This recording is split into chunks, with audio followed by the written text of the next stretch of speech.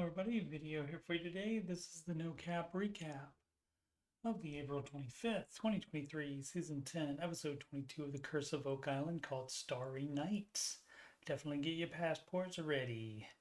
If you missed my recaps of previous episodes, there's a link in the upper right. Let's get into it. Previously on The Curse of Oak Island, people have been looking for an incredible treasure for 228 years. Dumas Contracting is working on the last level of the garden shaft. When finished, they will have completed refurbishing the shaft with water-resistant wood. The water, soil, and original wood from the garden shaft have all tested positive for high trace evidence of gold. From this 82-foot deep shaft, they can go deeper and or tunnel in any direction.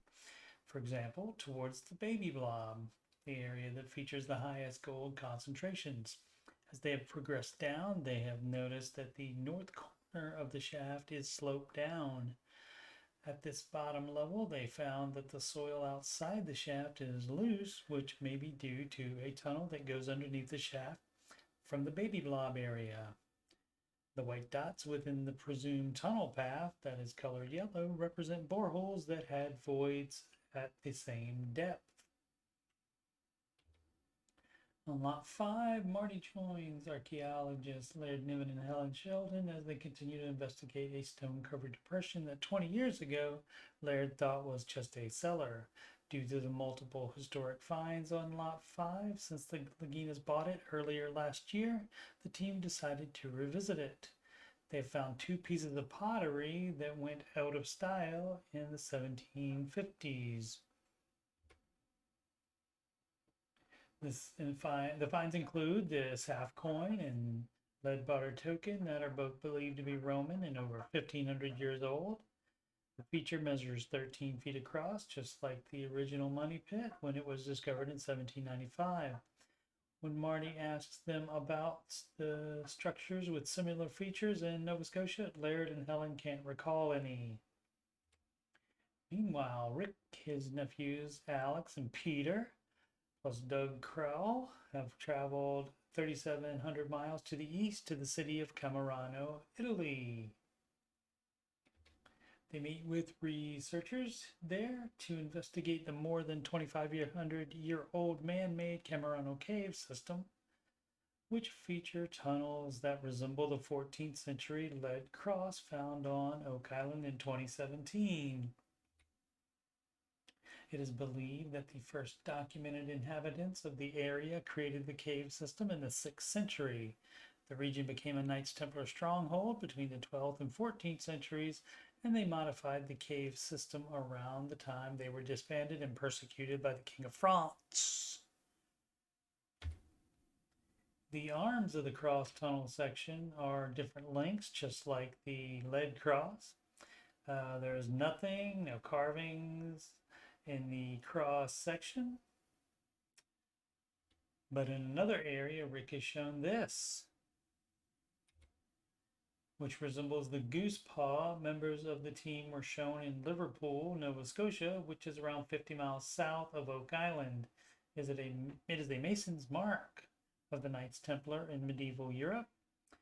In exposition recorded later, Rick wonders why, if the intent was just to hide from persecution or to store something, people would go through so much effort for this particular design. Back on Oak Island, Billy, Gary, and Steve are continuing to investigate the ramp in the swamp. Steve determines that the stones under the muck where he is standing are 8 inches higher than the ones by the water on the left side of this picture. Such an incline would logically indicate a ramp. Gary finds this fastener that is square shanked, which usually means it's older. In previous years, the team has found evidence that the swamp was once an open harbor, as well as multiple pieces of a ship and the stone road, which could actually be a wharf instead, as imagined in this illustration. They decide to have the ramp completely hydrovac'd, which will remove the water and mud. The field trip continues in the town of Osimo, Italy, as the team is shown another cave system by a modern-day member of the Knights Templar. They find this carving, which is very similar to one Rick saw in 2017 in a Dome, France prison where captured Templars were kept. There is also this carving, similar to one seen in Fonte-a-Carta, Portugal, and on the HO stone discovered on Oak Island in the 1920s. The circle and the dot is an early alchemical symbol for gold.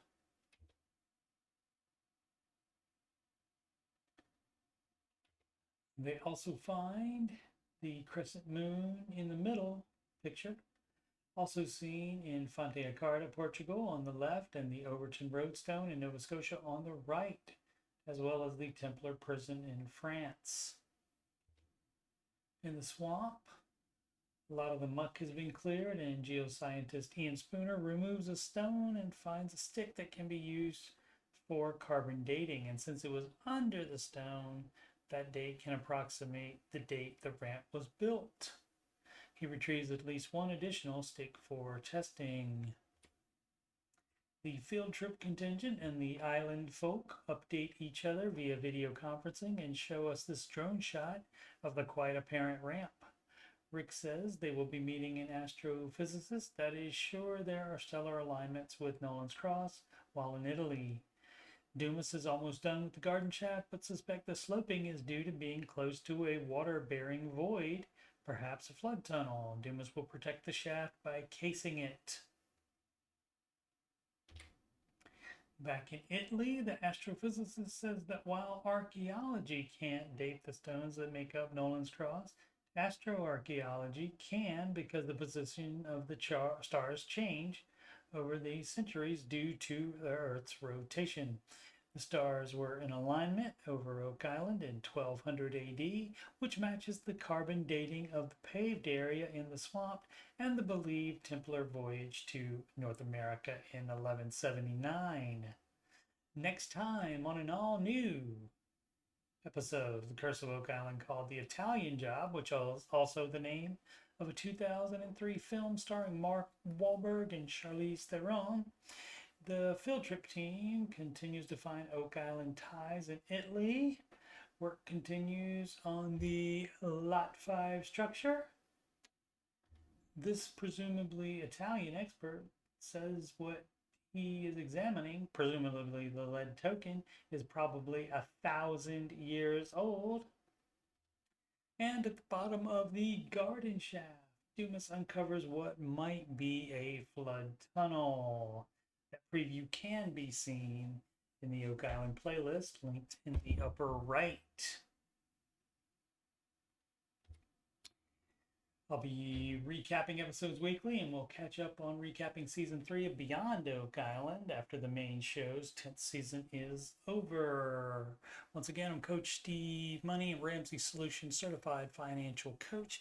And if you're having money problems or just want to make sure you're on the right track financially, you can schedule a free financial coaching consultation assessment with me at calendly.com/Coach Steve Money. You can email me about coaching or anything on my YouTube channel, anything Ramsey, anything Oak Island, anything computery, video gamey, anything. I'd be glad to talk to you, touch Indians with you for a little bit. Channel donations can go to paypal.me/Coach Steve Money. You can add me on the gram at Coach Steve Money. And of course, this YouTube channel is youtube.com/Coach Steve Money. Thank you so much for watching.